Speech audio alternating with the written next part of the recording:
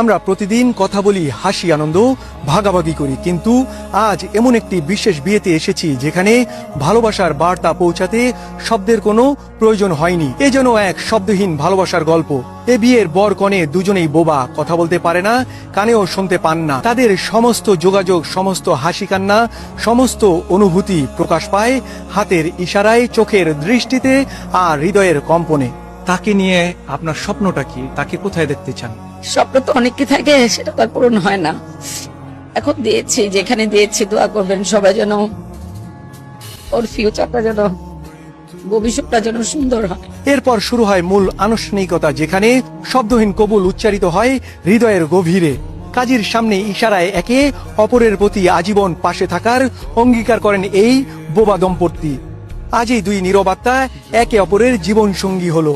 ওরা কথা বলতে পারে না, তাতে কি? ওদের ভালোবাসা দেখলে বোঝা যায় ওরা একে অপরের জন্যই তৈরি হয়েছে। এই বিয়েতে কোনো কিছুর কমতি ছিল না।